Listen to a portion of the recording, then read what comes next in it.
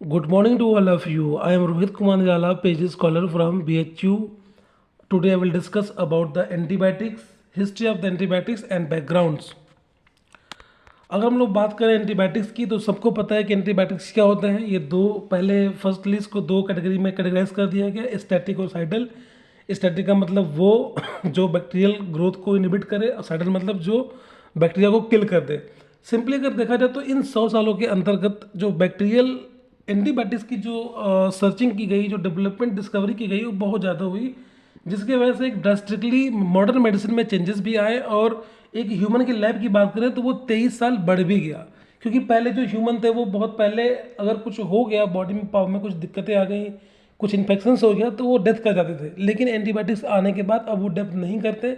धीरे धीरे उनकी लाइफ धीरे धीरे इंप्रूव होने लगी, लाइफ की क्वालिटी भी बढ़ने लगी बोल सकते हैं।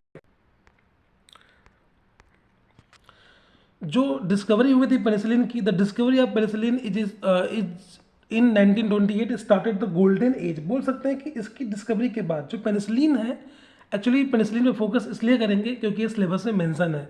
तो जो डिस्कवरी पेनिसिलिन की हुई थी वो 1928 में हुई थी। अब बोल सकते हैं कि धीरे धीरे वहीं से डेवलपमेंट शुरू हो गया। वैसे 1900 से ही जो डिस्कवरी थी एंटीबायोटिक से शुरू हो गई थी, लेकिन 1928 में जो पेनिसिलिन आई थी वो ज़्यादा कारगर दवाई थी बोल सकते हैं, बहुत ज़्यादा स्ट्रॉन्ग थी और मेडिसिन के तुलना में। फिर धीरे धीरे इसका पीक पॉइंट आ गया 1950 से 1960 तक, जो एंटीबायोटिक्स थी उसकी पीक पॉइंट चल रही थी। चलिए फिर बात करेंगे हम लोग, ये जो पूरा पूरा जो चार्ट मैंने यहाँ बनाया है, ये कौन सा एंटीबायोटिक्स कब आया, किसकी डिस्कवरी कब हुई, कैसे हुई, इसके बारे में पूरा एक्सप्लेन किया गया हुआ, ढंग से लिखा हुआ है। अगर बात करें एंटीबायोटिक्स की तो शुरुआत तो 1900 से हो गई थी। 1900, 1910, 1920, 1930, 1928 में तो पेनिसिलिन आया, उसके बाद सल्फोनामाइड्स भी आ गए। फिर धीरे धीरे डेवलपमेंट चलता गया। यहाँ पे मैं दिखा रहा हूँ कि 1950 से लेकर 1960 में इसको हम लोग गोल्डन एज बोल रहे हैं। फिर धीरे धीरे जो एंटीबायोटिक्स की सर्च चलती गई, डेवलपमेंट होता गया, आगे आगे बढ़ती गई। आगे बात करेंगे बीटा लैक्टम एंटीबायोटिक के बारे में कि what is the beta lactam antibiotics. Beta lactam antibiotics वो होते हैं जिनके स्ट्रक्चर्स में, केमिकल स्ट्रक्चर्स में बीटा लैक्टम्स रिंग प्रेजेंट होता है, that is called the beta lactam antibiotics. इसमें इंक्लूड क्या होता है, ये हमारे सारे जो पेनिसिलिन डेरिवेटिव्स होते हैं, लाइक पेनम्स, सिफलोस्पोरिन्स बोल सकते हैं, एंड सिपामाइसिन्स, उसको सिफम्स बोल सकते हैं, मोनोबैक्टम्स से और कार्बापेनम्स एंड कार्बासिफेम्स, ये सब बोल सकते हैं। ये सब इनके डेरिवेटिव्स हैं।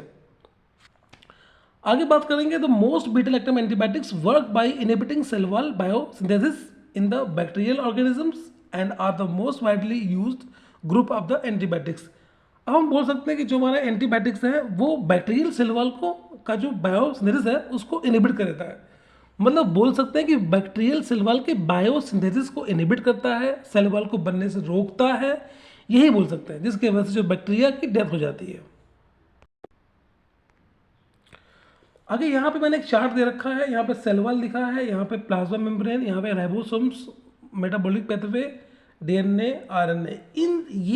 ये हमारा एक बैक्टीरियल सेल है। इस बैक्टीरिया को कैसे कैसे किल कर सकते हैं, इसके बहुत सारे तरीके हैं। ये सेल वॉल है, सेल वॉल की जो सिंथेसिस है ना, उसको भी इनिबिट करके उसको किल कर सकते हैं। उसमें ये ड्रग काम आते हैं। डीएनए जो सिंथेसिस हो रही है उसको इनिबिट करने के लिए ये ड्रग काम आते हैं। आरएनए के लिए ये ड्रग काम आते हैं। प्लाज्मा मेम्ब्रेन के लिए ये ड्रग काम आते हैं। राइबोसोम्स के लिए ये ड्रग काम आते हैं। और मेटाबॉलिक पेथवे जैसे फोलिक एसिड सब के लिए ये ड्रग काम आते हैं। मतलब इन ड्रग का इस्तेमाल करके यहाँ यहाँ पे हम लोग काम करा के जो बैक्टीरिया है उसकी जो बैक्टीरिया को हम लोग किल कर सकते हैं बोल सकते हैं। आगे बात करते हैं हम लोग थोड़ा सा penicillin antibiotics, beta lactam antibiotics के बारे में थोड़ा सा डीप में बात करते हैं। जो बीटा लैक्टम एंटीबायोटिक्स है, स्टार्टिंग में वो केवल ग्राम पॉजिटिव पे काम करता था। जो है ना, स्टार्टिंग में जो बीटा लैक्टम एंटीबायोटिक्स था वो केवल ग्राम पॉजिटिव पे काम करता था, लेकिन धीरे धीरे फर्दर उसमें डेवलपमेंट होता गया और अब वो धीरे धीरे ग्राम निगेटिव पर भी काम करने लगा। धीरे धीरे वो फिर धीरे धीरे उसका जो यूजफुलनेस था वो बढ़ गया। थोड़ा सा आगे देखते हैं। अब सेल वॉल की बात हो रही थी और जो bacteria gram positive gram negative की बात हो रही थी, तो इसलिए हम लोग ग्राम पॉजिटिव और ग्राम नेगेटिव में अंतर भी बता रहे हैं कि डिफरेंस क्या होता है ग्राम पॉजिटिव और ग्राम नेगेटिव में। तो हम लोग देखते हैं यहाँ से कि डिफरेंस क्या है। अगर हम बात करें सेल वॉल की, ये हमारा सेल वॉल है। जो ग्राम पॉजिटिव बैक्टीरिया है उसका सेल वॉल सिंगल लेयर्ड होता है, स्मूथ सेल वॉल होते हैं। जो ग्राम नेगेटिव बैक्टीरिया है उसका सेल वॉल डबल लेयर्ड होता है और वेवी लाइक होता है। सेल वॉल का थिकनेस की बात करें तो जो ग्राम पॉजिटिव बैक्टीरिया है उसका थिकनेस 20 to 80 नैनोमीटर्स का होता है, और जो नेगेटिव की बात करेंगे उसकी जो थिकनेस है वो 8 से 10 नैनोमीटर की होती है, मतलब थिकनेस में डिफरेंस है। अगर पेप्टिडोग्लाइकान लेयर की बात करें तो ग्राम पॉजिटिव में इट इज़ थिक लेयर, मतलब मोटा सा लेयर होता है। Also can be multi layered, ज़्यादा हो सकते हैं। लेकिन ग्राम नेगेटिव की बात करें तो it is thin layer, often single layer भी हो सकते हैं। अगर टिकोइक एसिड की बात करें, जो कि एक तरह से बोल सकते हैं कि जो बैक्टीरिया है उसको थ्रेड से बचाता है, तो टिकोइक एसिड इसमें प्रेजेंट होता है ग्राम पॉजिटिव में, लेकिन ग्राम नेगेटिव में एब्सेंट होता है। बात करें लिपोपॉलीसैकेराइड्स की बात करें तो जो लिपोपॉलीसैकेराइड्स है ग्राम पॉजिटिव में प्रेजेंट नहीं होता है, लेकिन ग्राम नेगेटिव में प्रेजेंट होता है। अगर बात करें आउटर मेम्ब्रेन की, तो जो ग्राम पॉजिटिव है वो क्या है, उसमें आउटर लेयर नहीं प्रेजेंट होती है क्योंकि वो सिंगल लेयर होता है। अगर बात करें ग्राम नेगेटिव की तो उसमें आउटर लेयर प्रेजेंट होती है क्योंकि वो डबल लेयर का होता है, सिंपल सी बात है। लिपिड कंटेंट की बात करें तो जो ग्राम पॉजिटिव है उसमें जो लिपिड कंटेंट है बहुत कम होता है, वेरी लो बोल सकते हैं। लेकिन जो ग्राम नेगेटिव है उसमें लिपिड कंटेंट 20 से 30% होता है। अगर बात करें रेजिस्टेंस की तो जो ये वाली है ग्राम पॉजिटिव है वो जो सेल वॉल्स मतलब वो जो बैक्टीरिया है ग्राम पॉजिटिव वाली, वो एंटी बैक्टीरियल ड्रग के खिलाफ ज़्यादा ससेप्टेबल बोल सकते हैं, मतलब बहुत संवेदनशील है। लेकिन जो ग्राम नेगेटिव है वो रेजिस्टेंस भी डेवलप कर लेती है। तो ये बेसिक डिफरेंस है इनके बारे में। आगे थोड़ा सा पेनिसिलिन के बारे में और बताएंगे। जो पेनिसिलिन है वो बीटा लैक्टम एंटीबायोटिक का एक ग्रुप है।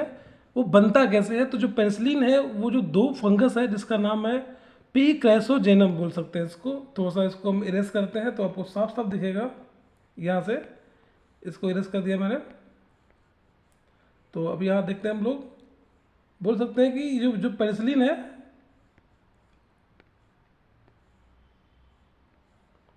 is obtained from penicillin modes principally P chrysogenum and P Rubens. ये एक स्टेम है फंगस का। इस फंगस की हेल्प से हम लोग पेनिसिलिन का को सिंथेसाइज करते हैं, उसके बाद उसका क्लिनिकली यूज भी कर लेते हैं। तो most penicillin is clinically use are synthesize by P chrysogenums using deep tank fermentation and then purified. Deep tank में उसको फर्मेंटेशन करने के बाद उसको प्योरीफाइड करते हैं, फिर उसका फर्दर इस्तेमाल करने लगते हैं। That is the synthesis of penicillin कैसे बनता है यहाँ पे वो आपको बताया गया है। अब नेक्स्ट देखते हैं हम लोग। जो अलेक्जेंडर फ्लेमिंग थे वो एक स्कॉटिश फिजिशियन थे, साइंटिस्ट थे। उन्होंने 1928 में जो पेनिसिलिन थी उसकी शुरुआत की थी, खोज की थी। उस खोज की वजह से उन्होंने मिलियंस पीपल्स के जान भी बचाए, और इसके वजह से उन्होंने 1945 में got Nobel prize in the physiology and medicine में उनको नोबेल प्राइज मिला। ये फ्लेमिंग जी हैं। अब पेनिसिलिन का थोड़ा स्ट्रक्चर देखते हैं हम लोग। पेनिसिलिन के अगर स्ट्रक्चर्स की बात करें तो इसे हम लोग बोलते हैं थायोजोलिडीन रिंग्स बोलते हैं, इसे बीटा लैक्टम रिंग्स बोलते हैं। ये साइड में असाइल ग्रुप लगा हुआ है, जो 7 पोजिशन है उस पर कीटो ग्रुप लगा हुआ है।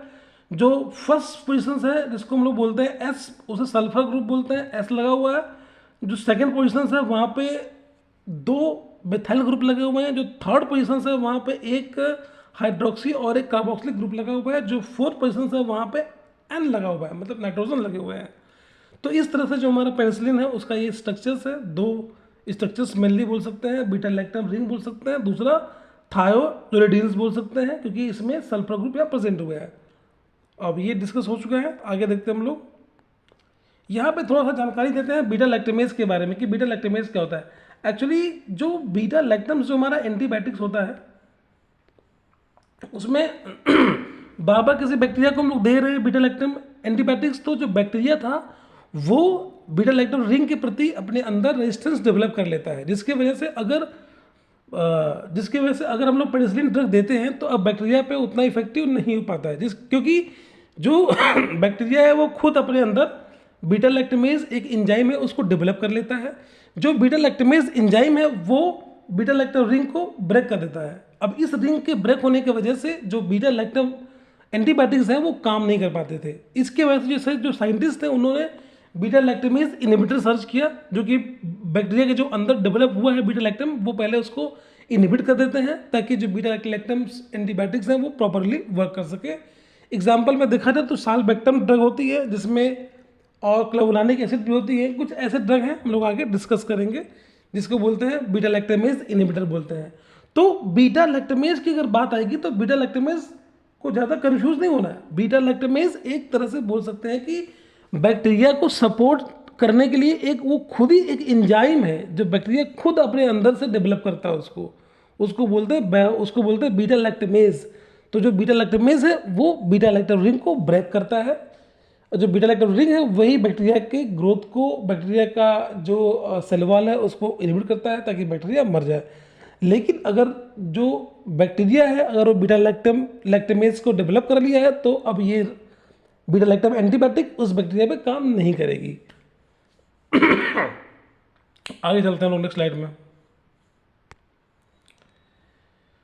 कभी कभी अंतर पूछता है कि what is the difference between the ये पेनिसिलिन जी और पेनिसिलिन वी, इन दोनों में अंतर अक्सर पूछा जाता है। तो अगर बात करेंगे पेनिसिलिन जी की और वी की, तो सिंपली अगर जी का बात करें तो जो यहाँ पे जो रिंग देख रहे हैं हम लोग, इस एरोमेटिक रिंग, इस रिंग के बगल में ये जो पोजिशन है यहाँ पे एक लगा है ऑक्सीजन लगा हुआ है, लेकिन इसमें नहीं लगा हुआ है, यहाँ पे नहीं लगा हुआ है, लेकिन यहाँ पे लगा हुआ है। तो बोल सकते हैं कि जो हमारा पेनिसिलिन जी है उसमें जो ऑक्सीजन है सिंगल होता है। यहाँ पे जो ओ दिख रहा है वो सिंगल दिख रहा है जी वाले में, ये वाला, और जो वी वाला होता है वो डबल है, 1 2 O2 लगे होते हैं दो। इसी चक्कर में इसे यही डिफरेंस है बेसिकली पेनिसिलिन जी और वी में। आगे बात करते हैं हम लोग नेक्स्ट। अब ये लोगों के माइंड में आ रहा होगा कि कैसे काम करता है पेनिसिलिन, कैसे काम करता है। इट्स वर्किंग वेरी इजीली, ये बहुत आराम से काम करता है। जो पेनिसिलिन है वो बैक्टीरियोसाइडल होता है, एंटीबायोटिक है, बैक्टीरियोसाइडल एंटीबायोटिक्स है। वो जो माइक्रो ऑर्गेनिज्म है उसको किल करता है एक थेरेपेटिक डोज में, मतलब कि वह डोज जिस पे वो काम करता है ड्रग, उस डोज पे वो बैक्टीरिया को किल कर देता है। कैसे किल करता है? बैक्टीरिया के अंदर एक एंजाइम होता है जिसको बोलते हैं ट्रांसपेप्टाइडेज बोलते हैं। जो ट्रांसपेप्टाइडेज है वो बैक्टीरिया के सेल वॉल को सिंथेसाइज करता है, जो आगे बैक्टीरिया के सेल वॉल के डेवलपमेंट में काम आता है। लेकिन जो पेनिसिलिन बाइंडिंग प्रोटीन के साथ होती है, जो पेनिसिलिन होती है वो पेनिसिलिन बाइंडिंग प्रोटीन के साथ बाइंड करके ट्रांसपेप्टाइडेज को इनहिबिट करता है। मतलब बोल सकते हैं सिंपली जो हमारा पेनिसिलिन है वो ट्रांसपेप्टाइडेज को इनहिबिट करती है, जो कि बैक्टीरिया के सेल वॉल के सिंथेसिस के लिए इंपॉर्टेंट है। अगर वो ट्रांसपेप्टाइडेज अगर इनहिबिट हो गया तो अब सेल वॉल का डेवलपमेंट नहीं हो पाएगा, तब जाके जो हमारा बैक्टीरिया है वो किल हो जाएगा सिंपली। थोड़ा इसके आगे देखते हैं हम लोग। यहाँ पे थोड़ा सा दिखाया गया है कि जो एंटीबायोटिक्स है, यहाँ पे सिंपली मैंने दिखाया है इसका मैकेनिज्म ताकि आप लोगों को याद हो जाए। बैक्टीरियोस्टैटिक दिखाया गया है, साइडल दिखाया गया है। साइडल मतलब किल करने वाला, स्टैटिक मीन्स ग्रोथ को रोकने वाला। तो यहाँ पे ग्राम पॉजिटिव का सेल वॉल दिखाया गया है, ग्राम नेगेटिव का दिखाया गया है। ग्राम पॉजिटिव में दिखाया गया कि ये सिंगल लेयर्ड है लेकिन थिक है। ग्राम नेगेटिव में दिखाया गया डबल लेयर है लेकिन थिन लेवल सेल वॉल होती है। यहाँ पे दिखाया गया कि inhibit the synthesis of peptidoglycan layer containing NAM and NAG. NAM and नाग दो केमिकल सब्सटेंसेस है बोल सकते हैं, जैसे कि एन एसिटाइल म्यूरामिक एसिड और एन एसिटाइल ग्लूकोसामाइंस, इनके बने होते हैं। जो सेल वॉल होते हैं वो पेप्टिडोग्लाइकान्स लेयर के बने होते हैं, उस लेयर में नाग और नाम होता है। तो आगे देखते हैं कैसे कैसे होता है ये अल्टरनेट होते हैं। जो सेल वॉल में जो नाम और नाग होते हैं वो अल्टरनेट होते हैं। यहाँ जो दिख रहा है ब्लू रंग से वो नाम है, जो दिख रहा है ग्रीन रंग से वो नाग है।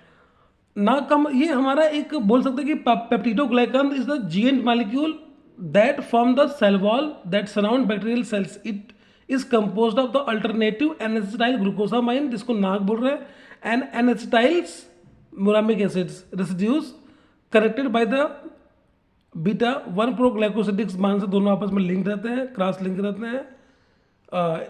बोल सकते हैं कि ये हमारे पॉलीपेप्टाइड चेन्स टाइप के होते हैं।